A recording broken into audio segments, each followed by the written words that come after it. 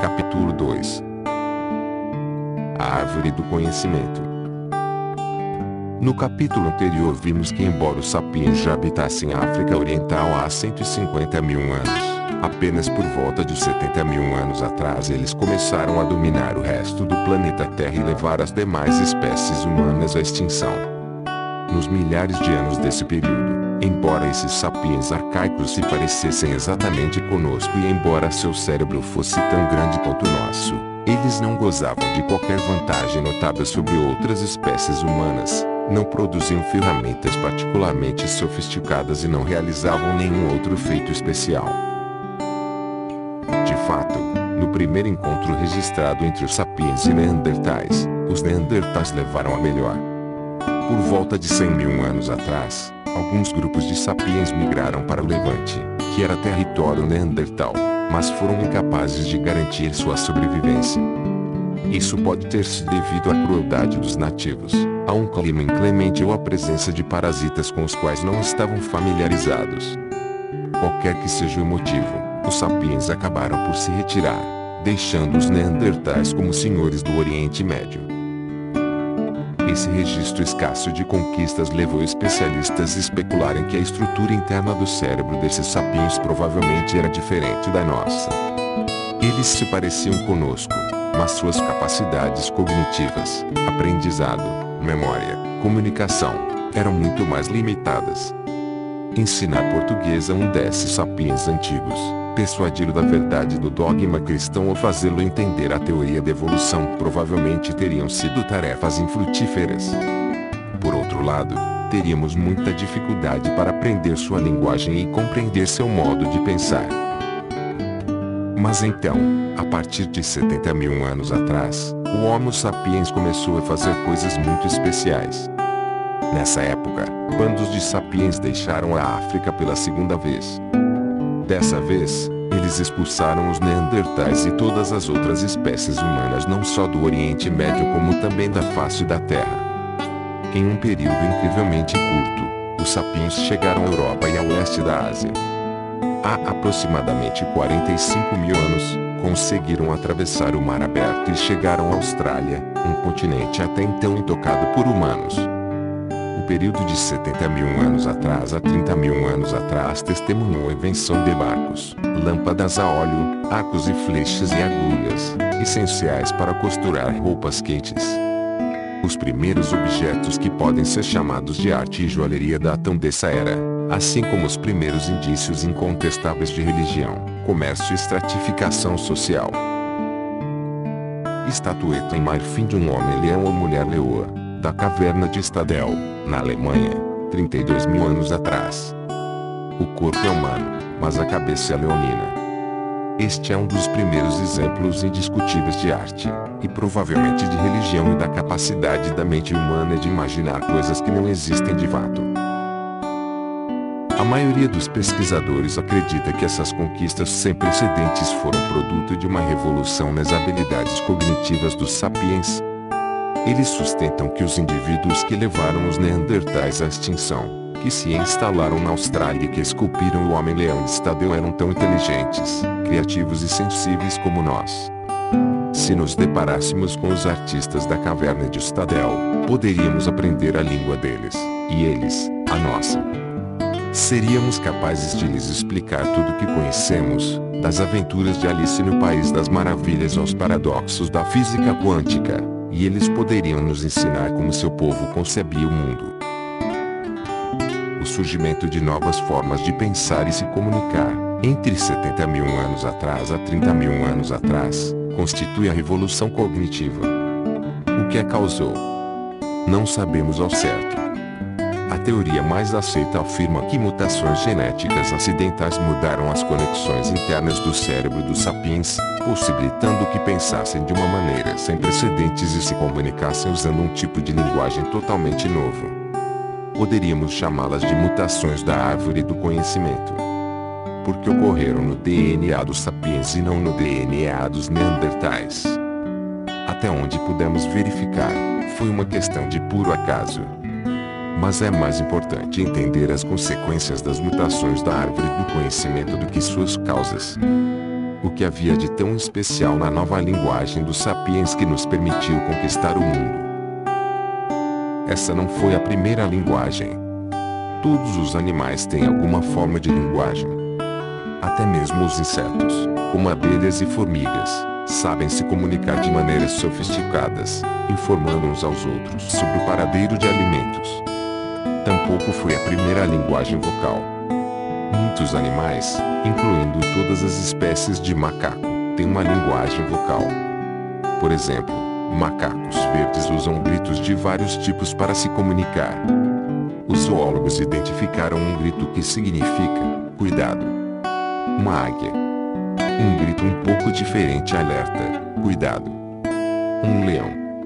Quando os pesquisadores reproduziram uma gravação do primeiro grito para um grupo de macacos, estes pararam o que estavam fazendo e olharam para cima assustados.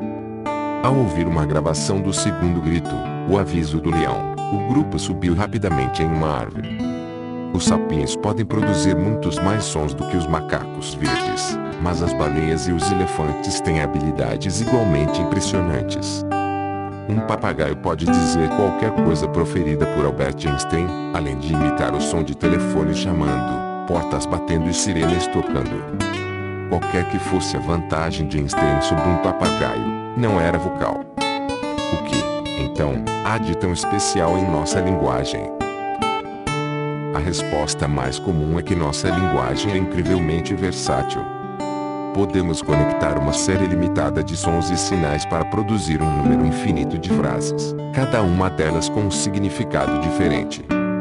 Podemos, assim, consumir, armazenar e comunicar uma quantidade extraordinária de informação sobre o mundo à nossa volta. Um macaco verde pode gritar para seus camaradas, cuidado. Um leão, mas um humano moderno pode dizer aos amigos que esta manhã, perto da curva do rio, ele viu um leão atrás de um rebanho de bisões.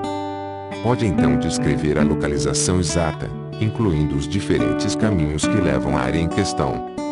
Com essas informações, os membros do seu bando podem pensar juntos e discutir se devem se aproximar do rio, expulsar o leão e caçar os bisões. Uma segunda teoria concorda que nossa linguagem singular evoluiu como um meio de partilhar informações sobre o mundo.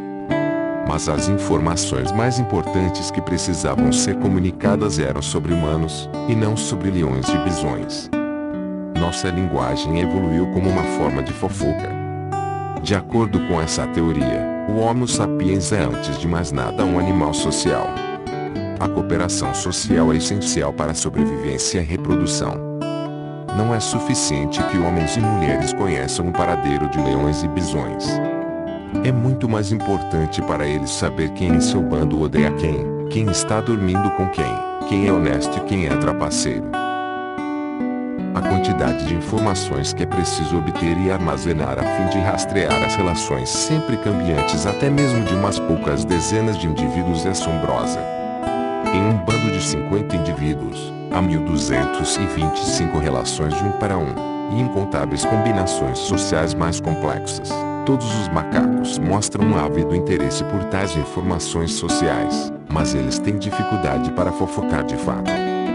Os Neandertais e os Homo sapiens arcaicos provavelmente também tiveram dificuldade para falar pelas costas uns dos outros, uma habilidade muito difamada aqui, na verdade, é essencial para a cooperação em grande número. As novas habilidades linguísticas que os sapiens modernos adquiriram há cerca de 70 milênios permitiram que fofocassem por horas a fio. Graças a informações precisas sobre quem era digno de confiança, pequenos grupos puderam se expandir para bandos maiores, e os sapiens puderam desenvolver tipos de cooperação mais sólidos e mais sofisticados.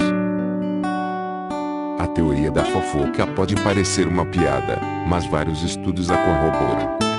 Ainda hoje, a maior parte da comunicação humana, seja na forma de e-mails, telefonemas ou colunas nos jornais, é fofoca.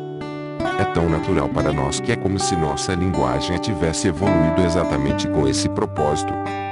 Você acha que quando almoçam juntos os professores de história conversam sobre as causas da Primeira Guerra Mundial, ou que físicos nucleares passam o intervalo do café em conferências científicas falando sobre partículas subatômicas?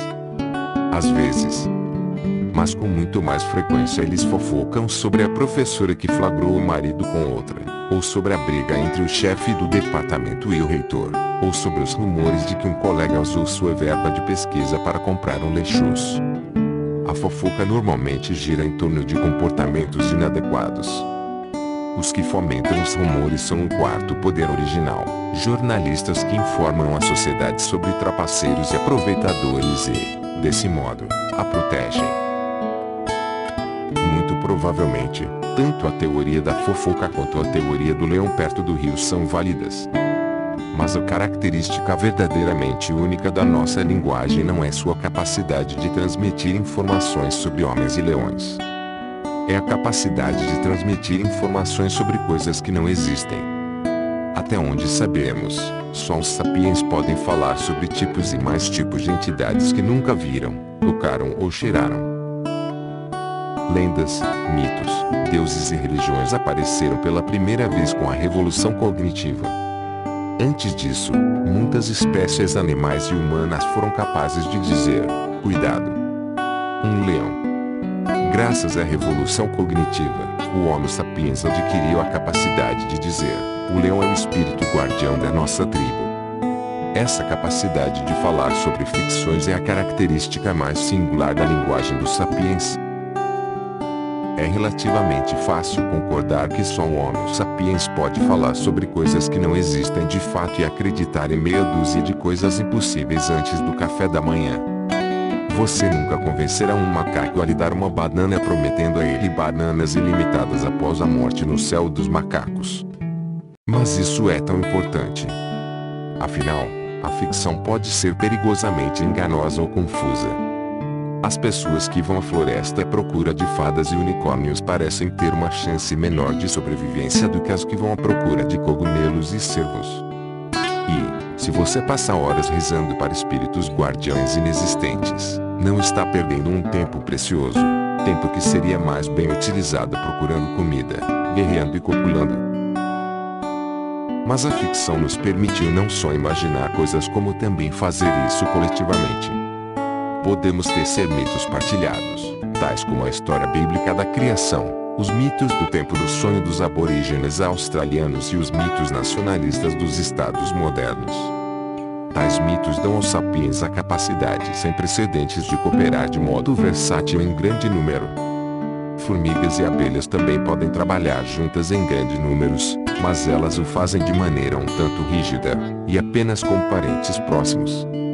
Lobos e chimpanzés cooperam de forma muito mais versátil do que formigas, mas só o fazem com um pequeno número de outros indivíduos que eles conhecem intimamente. Os sapiens podem cooperar de maneiras extremamente flexíveis com um número incontável de estranhos. É por isso que os sapiens governam o mundo, ao passo que as formigas comem nossos restos e os chimpanzés estão trancados em zoológicos e laboratórios de pesquisa.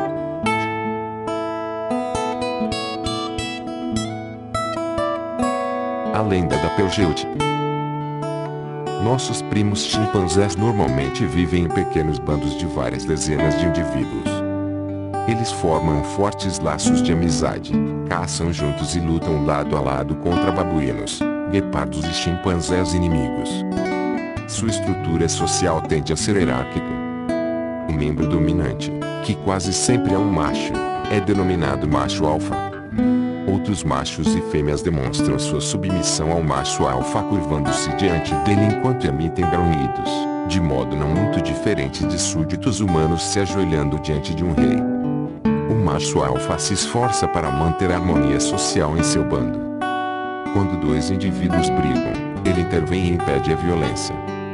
Em uma atitude menos benevolente, ele pode monopolizar alimentos particularmente cobiçados e evitar que machos de postos inferiores na hierarquia casalem com as fêmeas. Quando dois machos estão disputando a posição de alfa, eles normalmente fazem isso formando grandes coalizões de apoiadores, tanto machos quanto fêmeas, dentro do grupo. Os laços entre os membros da coalizão se baseiam em contato íntimo diário, abraçar, tocar, beijar, alisar e fazer favores mútuos. Assim como os políticos humanos em campanha eleitoral saem por aí distribuindo apertos de mão e beijando bebês, também os aspirantes à posição superior em um grupo de chimpanzés passam muito tempo abraçando, dando tapinhas nas costas e beijando filhotes. O macho alfa normalmente conquista essa posição não porque seja fisicamente mais forte, mas porque lidera uma coalizão grande e estável. Essas coalizões exercem um papel central não só durante as lutas pela posição de alfa como também em quase todas as atividades cotidianas. Membros de uma mesma coalizão passam mais tempo juntos, partilham alimentos e ajudam uns aos outros em momentos de dificuldade. Há limites claros ao tamanho dos grupos que podem ser formados e mantidos de tal forma. Para funcionar, todos os membros de um grupo devem conhecer uns aos outros intimamente. Dois chimpanzés que nunca se encontraram, nunca lutaram e nunca se alisaram mutuamente não saberão se podem confiar um no outro, se valer a pena ajudar um ao outro nem qual deles é superior na hierarquia. Em condições normais, um típico bando de chimpanzés consiste de 20 a 50 indivíduos. À medida que o número em um bando de chimpanzés aumenta, a ordem social se desestabiliza, levando enfim à ruptura e à formação de um novo bando por alguns dos animais. Apenas em alguns casos os zoólogos observaram grupos maiores que 100. Grupos separados raramente cooperam e tendem a competir por território e por alimentos. Os pesquisadores documentaram guerras prolongadas entre grupos, e até mesmo um caso de atividade genocida em que um bando assassinou sistematicamente a maioria dos membros de um bando vizinho. Padrões similares provavelmente dominaram a vida social dos primeiros humanos, incluindo o Homo sapiens arcaico. Os humanos, como os chimpanzés, têm instintos sociais que possibilitaram aos nossos ancestrais construir amizades e hierarquias e caçar ou lutar juntos. No entanto, como os instintos sociais dos chimpanzés, os dos humanos só eram adaptados para pequenos grupos íntimos. Quando o grupo ficava grande demais, sua ordem social se desestabilizava, e o bando se dividia. Mesmo se um vale particularmente fértil pudesse alimentar 500 sapiens arcaicos, não havia jeito de tantos estranhos conseguirem viver juntos. Como poderiam concordar sobre quem deveria ser o líder, quem deveria caçar onde, ou quem deveria acasalar com quem? Após a revolução cognitiva, a fofoca ajudou o Homo sapiens a formar bandos maiores e mais estáveis. Mas até mesmo a fofoca tem seus limites. Pesquisas sociológicas demonstraram que o tamanho máximo natural de um grupo unido por fofoca é de cerca de 150 indivíduos. A maioria das pessoas não consegue nem conhecer intimamente, nem fofocar efetivamente sobre mais de 150 seres humanos. Ainda hoje, um limite crítico nas organizações humanas fica próximo desse número mágico. Abaixo desse limite, comunidades, negócios, redes sociais e unidades militares conseguem se manter principalmente com base em relações íntimas e no fomento de rumores. Não há necessidade de hierarquias formais, títulos e livros de direito para manter a ordem. Um pelotão de 30 soldados ou mesmo uma companhia de 100 soldados podem funcionar muito bem com base em relações íntimas, com um mínimo de disciplina formal. Um sargento respeitado pode se tornar rei da companhia e exercer autoridade até mesmo sobre oficiais de patente. Um pequeno negócio familiar pode sobreviver e florescer sem uma diretoria, um CEO ou um departamento de contabilidade. Mas, quando o limite de 150 indivíduos é ultrapassado, as coisas já não podem funcionar dessa maneira. Não é possível comandar uma divisão com milhares de soldados da mesma forma que se comanda um pelotão. Negócios familiares de sucesso normalmente enfrentam uma crise quando crescem e contratam mais funcionários. Se não forem capazes de se reinventar, acabam falindo. Como o Homo sapiens conseguiu ultrapassar esse limite crítico, fundando cidades com dezenas de milhares de habitantes e impérios que governam centenas de milhões? O segredo foi provavelmente o surgimento da ficção. Um grande número de estranhos pode cooperar de maneira eficaz se acreditar nos mesmos mitos. Toda cooperação humana em grande escala, seja um estado moderno, uma igreja medieval, uma cidade antiga ou uma tribo arcaica, se baseia em mitos partilhados que só existem na imaginação coletiva das pessoas. As igrejas se baseiam em mitos religiosos partilhados. Dois católicos que nunca se conheceram podem, no entanto, lutar juntos em uma cruzada ou levantar fundos para construir um hospital porque ambos acreditam que Deus encarnou em um corpo humano e foi crucificado para redimir nossos pecados. Os estados se baseiam em mitos nacionais partilhados. Dois sérvios que nunca se conheceram podem arriscar a vida para salvar um ao outro porque ambos acreditam na existência da nação sérvia, da terra natal sérvia e da bandeira sérvia. Sistemas judiciais se baseiam em mitos jurídicos partilhados. Dois advogados que nunca se conheceram podem unir esforços para defender um completo estranho porque acreditam na existência de leis, justiça e direitos humanos, e no dinheiro dos honorários. Mas nenhuma dessas coisas existe fora das histórias que as pessoas inventam e contam umas às outras.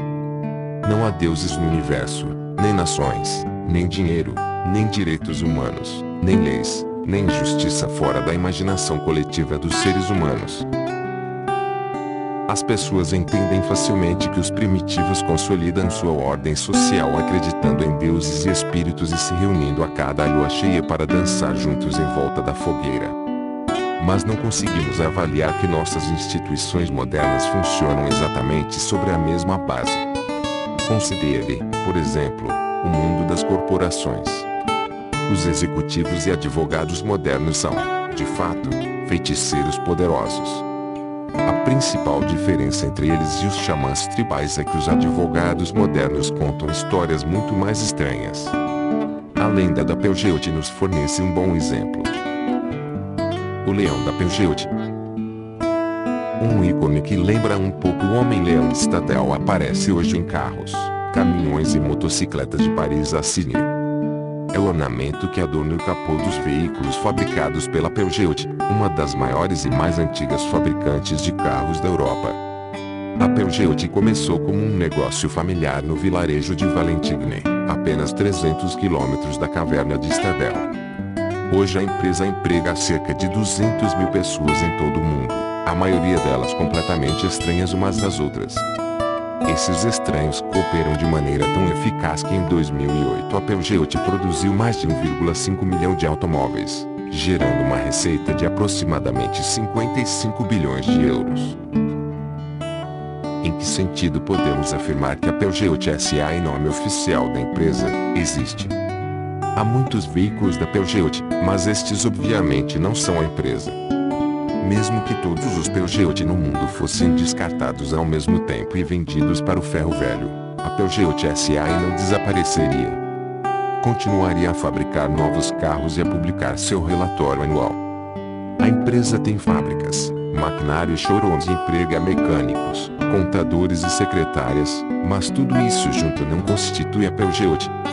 Um desastre poderia matar cada um dos empregados da Peugeot e destruir todas as suas linhas de montagem e todos os seus escritórios executivos.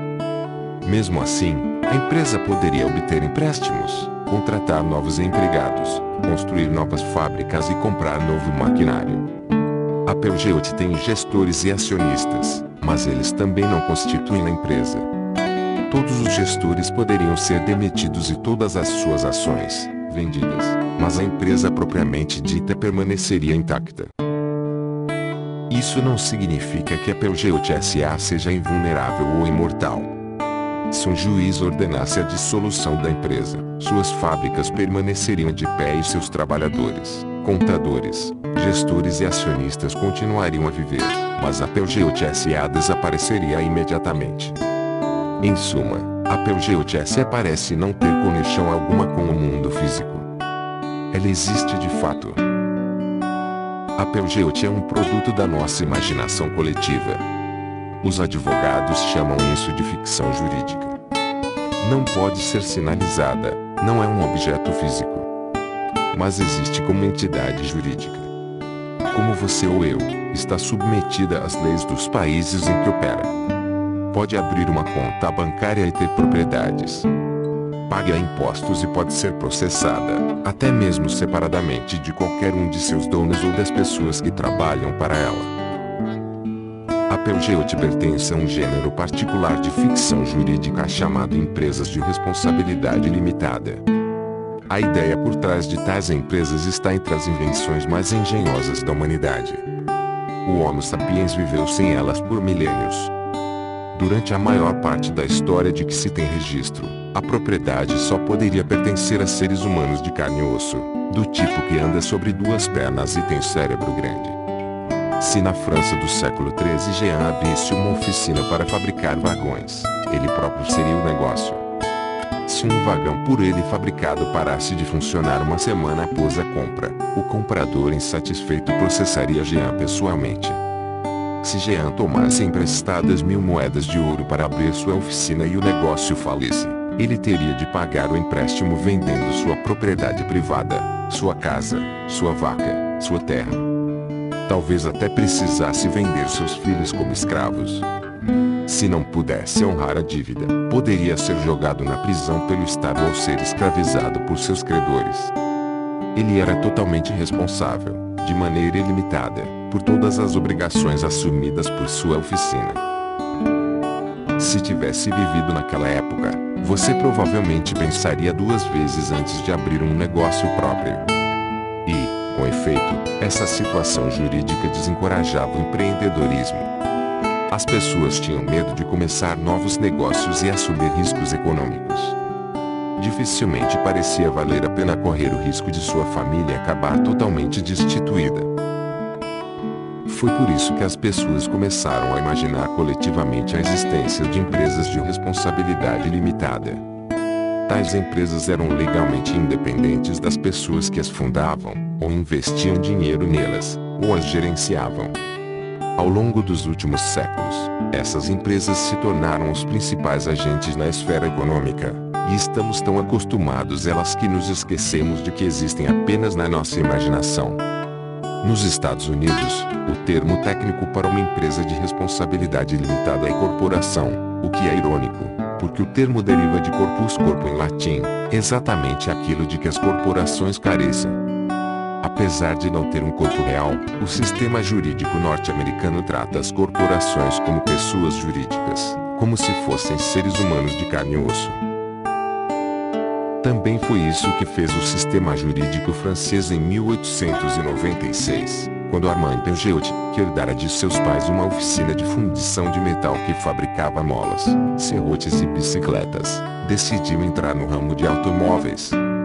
Para isso, ele criou uma empresa de responsabilidade limitada. Batizou a empresa com seu nome, mas ela era independente dele. Se um dos carros quebrasse, o comprador poderia processar a Peugeot, e não Armand Peugeot. Se a empresa tomasse emprestados milhões de francos e então falisse, Armand Peugeot não deveria a seus credores um único franco. O empréstimo, afinal, fora concedido a Peugeot, a empresa, e não a Armand Peugeot, o Homo sapiens. Armand Peugeot morreu em 1915. A Peugeot, a empresa, continua firme e forte.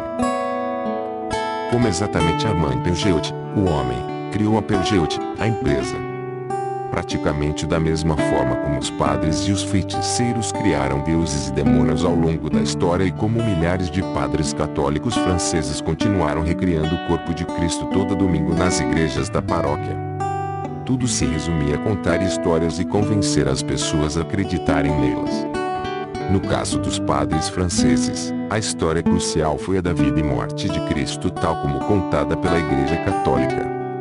De acordo com essa história, se um padre católico usando suas vestes sagradas pronunciasse solenemente as palavras certas no momento certo, o pão e o vinho mundano se transformariam na carne e no sangue de Deus. O padre exclamava, "Hoc est corpus meum", este é meu corpo em latim, e abracadabra. O pão se transformava no corpo de Cristo.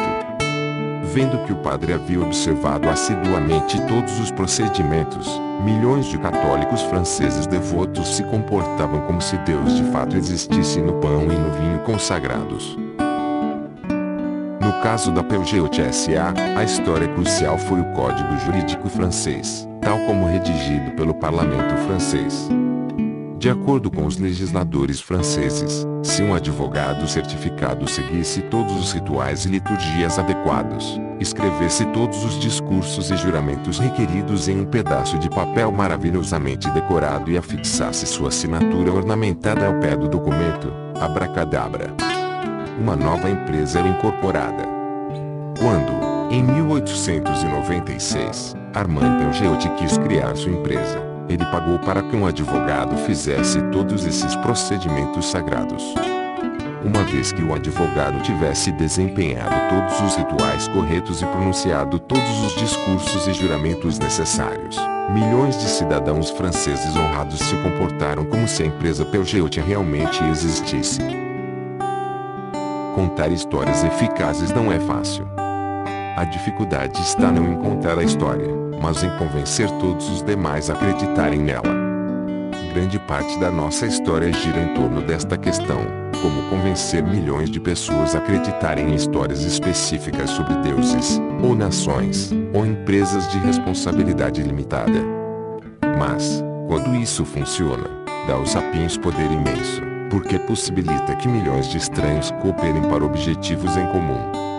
Tente imaginar o quão difícil teria sido criar estados, ou igrejas, ou sistemas jurídicos se só fôssemos capazes de falar sobre coisas que realmente existem, como rios, árvores e leões. Com o passar dos anos, as pessoas teceram uma rede incrivelmente complexa de histórias. Nessa rede, ficções como a da Peugeot não só existem como acumulam enorme poder. Tem mais poder do que qualquer leão ou bando de leões. Os tipos de coisa que as pessoas criam por meio dessa rede de histórias são conhecidos nos meios acadêmicos como ficções, construtos sociais ou realidades imaginadas. Uma realidade imaginada não é uma mentira. Eu minto se digo que há um leão perto do rio quando sei perfeitamente que não há leão algum. Não há nada de especial nas mentiras.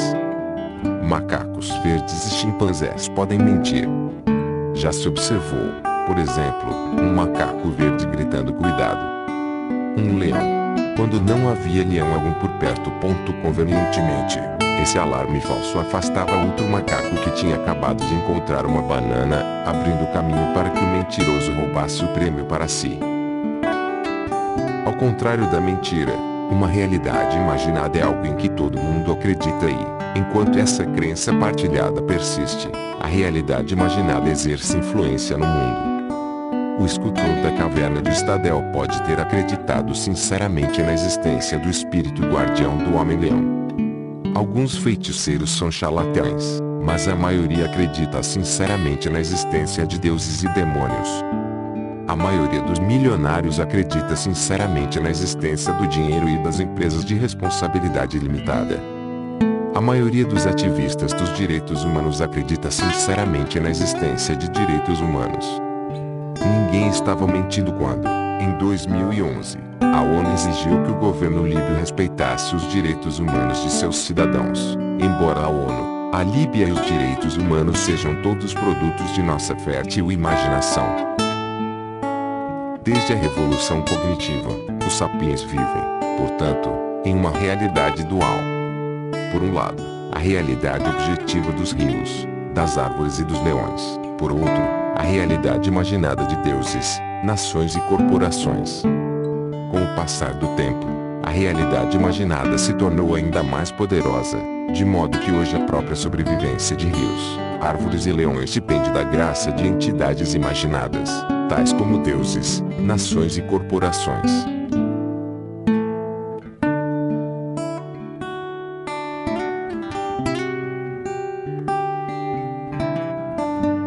Superando o genoma. A capacidade de criar uma realidade imaginada com palavras possibilitou que um grande número de estranhos coopere de maneira eficaz. Mas também fez algo mais. Uma vez que a cooperação humana em grande escala é baseada em mitos, a maneira como as pessoas cooperam pode ser alterada modificando-se os mitos, contando-se histórias diferentes. Nas circunstâncias adequadas, os mitos podem mudar muito depressa. Em 1789, a população francesa, quase da noite para o dia, Deixou de acreditar no mito do direito divino dos reis e passou a acreditar no mito da soberania do povo. Em consequência, desde a revolução cognitiva o Homo sapiens tem sido capaz de revisar seu comportamento rapidamente de acordo com necessidades em constante transformação. Isso abriu uma via expressa de evolução cultural, contornando os engarrafamentos da evolução genética.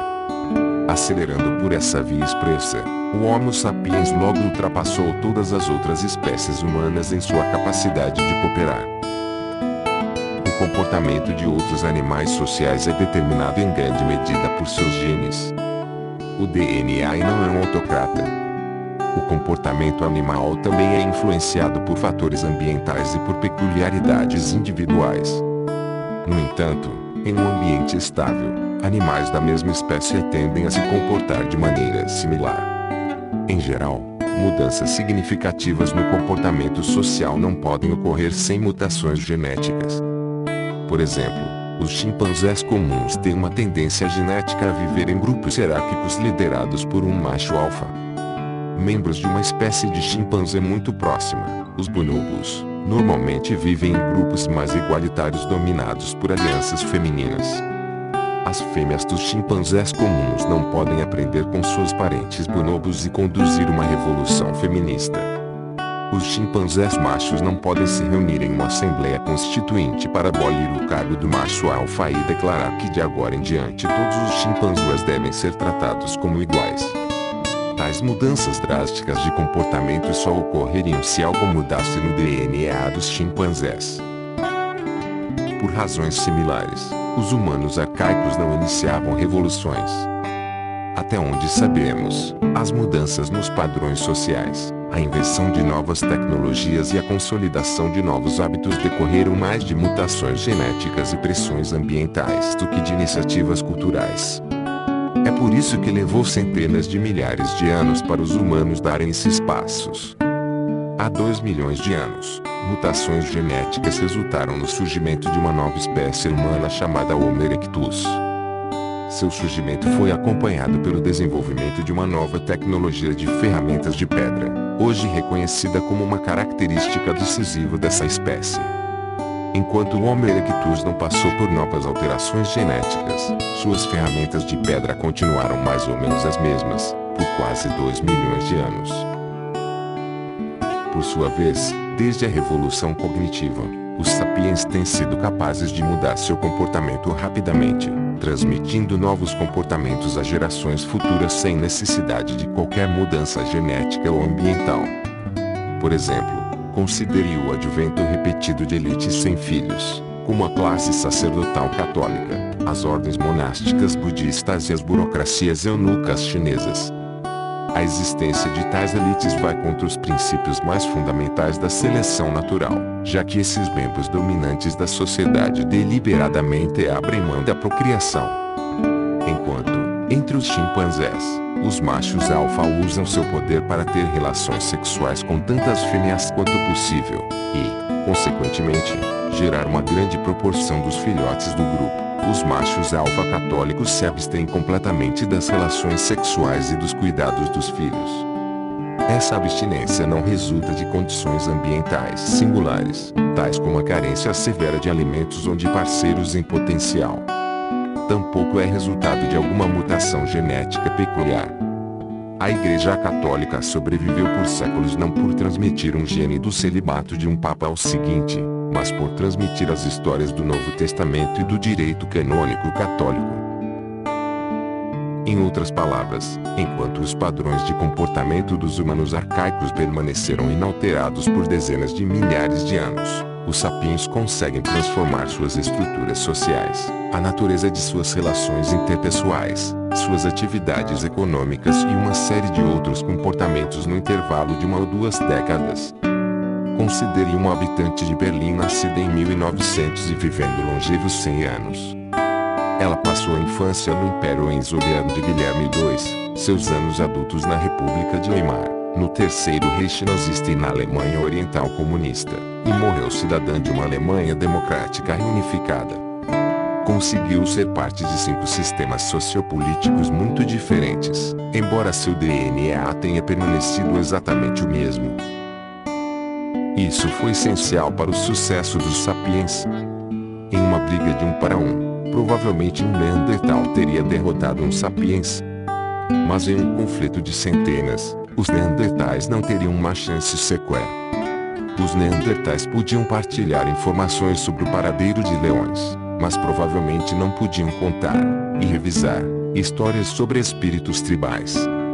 Sem a capacidade de criar ficção, os Neandertais não conseguiam cooperar efetivamente em grande número nem adaptar seu ambiente social para responder aos desafios em rápida transformação. Embora não possamos adentrar a mente de um Neandertal para entender como eles pensavam, temos indícios indiretos dos limites de sua capacidade cognitiva em comparação com seus rivais sapiens. Ao escavar sítios habitados por sapiens há 30 mil anos no interior do continente europeu, os arqueólogos ocasionalmente encontram conchas da costa mediterrânea e da costa atlântica. É muito provável que essas conchas tenham chegado ao interior do continente por meio de escambo a longa distância entre diferentes bandos de sapiens. Os sítios de Neandertais não têm indícios de tal escambo. Cada grupo fabricava suas próprias ferramentas com materiais encontrados no local. Outro exemplo vem do Pacífico Sul. Bandos de sapiens que viveram na ilha de Nova Irlanda, no norte da Nova Guiné, usaram um vidro vulcânico chamado obsidiana para manufaturar ferramentas particularmente fortes e afiadas. A Nova Irlanda, entretanto, não tem depósitos naturais de obsidiana. As análises de laboratório revelaram que a obsidiana que eles usaram foi trazida de depósitos na Nova Bretanha, uma ilha a 400 quilômetros de distância. Alguns dos habitantes dessas ilhas devem ter sido navegantes habilidosos que percorriam longas distâncias negociando de ilha em ilha. O comércio pode parecer uma atividade muito pragmática, que não requer nenhuma base fictícia. Mas o fato é que nenhum outro animal além dos sapiens pratica o comércio, e todas as redes de comércio dos sapiens sobre as quais temos informações detalhadas se baseiam em ficções. O comércio não pode existir sem confiança, e é muito difícil confiar em estranhos.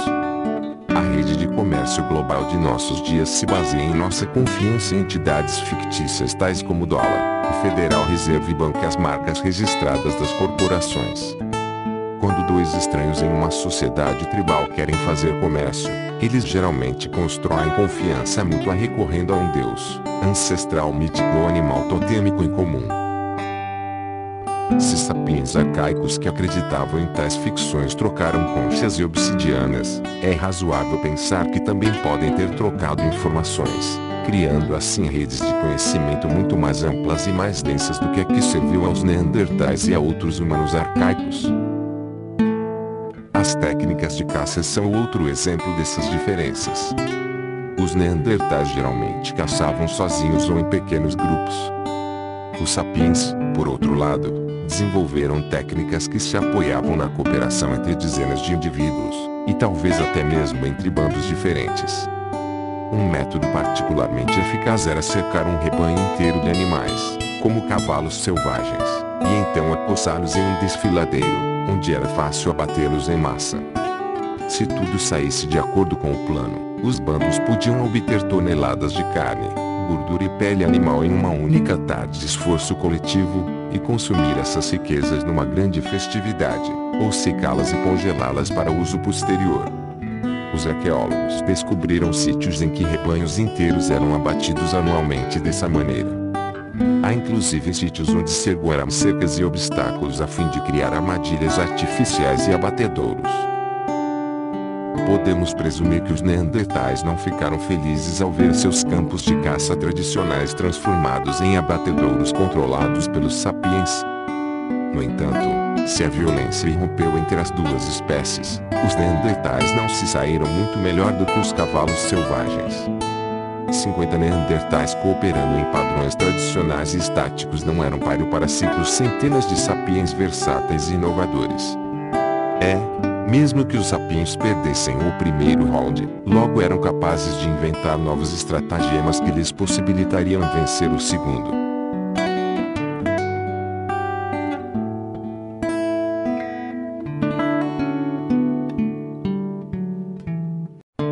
O que aconteceu na Revolução Cognitiva. História e Biologia. A imensa diversidade de realidades imaginadas que os sapiens inventaram e a diversidade resultante de padrões de comportamento são os principais componentes do que chamamos culturas. Desde que apareceram, as culturas nunca cessaram de se transformar e se desenvolver, e essas alterações irrefreáveis são o que denominamos história. A revolução cognitiva é, portanto, o ponto em que a história declarou independência da biologia. Até a revolução cognitiva, os feitos de todas as espécies humanas pertenciam ao reino da biologia, ou, se quisermos, da pré-história. Eu tendo a evitar o termo pré-história pois sugere, erroneamente, que até mesmo antes da revolução cognitiva os humanos constituíam uma categoria própria. A partir da revolução cognitiva, as narrativas históricas substituem as narrativas biológicas como nosso principal meio de explicar o desenvolvimento do Homo sapiens. Para entender a ascensão do cristianismo ou a Revolução Francesa, não basta compreender a interação entre genes, hormônios e organismos. É necessário, também, levar em consideração a interação entre ideias, imagens e fantasias. Isso não significa que o Homo sapiens e a cultura humana tenham se tornado isentos de leis biológicas. Ainda somos animais, e nossas capacidades físicas, emocionais e cognitivas continuam sendo moldadas por nosso DNA. Nossas sociedades são construídas com os mesmos tijolos que as sociedades dos Neandertais ou dos chimpanzés, e, quanto mais examinamos esses tijolos, sensações, emoções, laços familiares, menos diferenças encontramos entre nós e outros primatas. No entanto, é um erro procurar as diferenças no nível do indivíduo ou da família. Nas comparações entre indivíduos, ou mesmo entre grupos de 10, somos embaraçosamente similares aos chimpanzés. As diferenças significativas só começam a aparecer quando ultrapassamos o limite de 150 indivíduos, e, quando chegamos a 1000 ou 2000 indivíduos, as diferenças são assombrosas. Se você tentasse agrupar milhares de chimpanzés na Praça Tiananmen, em Wall Street, no estádio do Maracanã ou na sede da ONU, o resultado seria um pandemônio. Já os sapiens se reúnem regularmente aos milhares em tais lugares. Juntos, criam padrões ordenados, tais como redes de negócios, celebrações em massa e instituições políticas, que jamais poderiam criar de forma isolada. A diferença real entre nós e os chimpanzés é a cola mítica que une grandes quantidades de indivíduos, famílias e grupos. Essa cola nos tornou os mestres da criação. É claro, também precisamos de outras coisas, como a capacidade de confeccionar e usar ferramentas. Mas a confecção de ferramentas é insignificante se não estiver associada com a capacidade de cooperar com muitas outras pessoas. Como é possível que hoje tenhamos mísseis intercontinentais com ogivas nucleares se há 30 mil anos tínhamos apenas lanças com pontas de sílex? Fisiologicamente, não houve qualquer melhoria significativa em nossa capacidade de confeccionar ferramentas nos últimos 30 mil anos. Albert Einstein era muito menos hábil com as mãos do que um antigo caçador-coletor. No entanto, nossa capacidade de cooperar com um grande número de estranhos aumentou consideravelmente.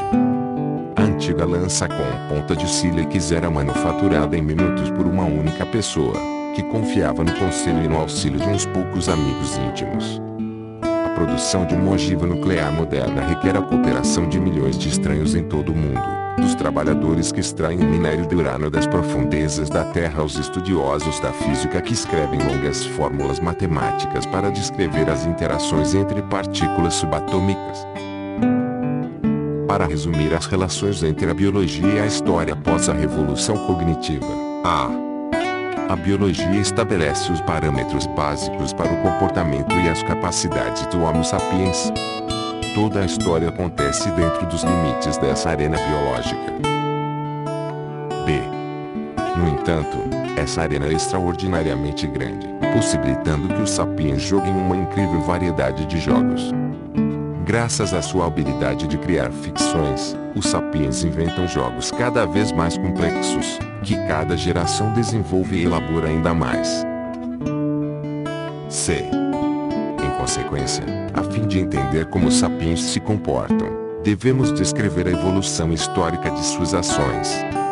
Considerar apenas nossos limites biológicos seria como um locutor esportivo que, ao transmitir uma partida da Copa do Mundo, oferecesse aos ouvintes uma descrição detalhada do campo, em vez de relatar o que os jogadores estão fazendo.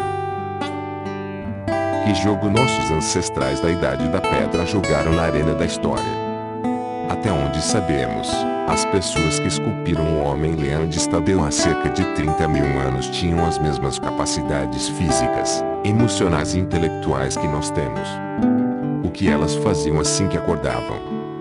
O que comiam no café da manhã e no almoço? Como eram suas sociedades? Tinham relações monogâmicas e famílias nucleares? Tinham cerimônias, códigos morais, competições esportivas e rituais religiosos? Travavam guerras? O próximo capítulo espreita de trás da cortina das eras, examinando como era a vida nos milênios que separam a revolução cognitiva da revolução agrícola.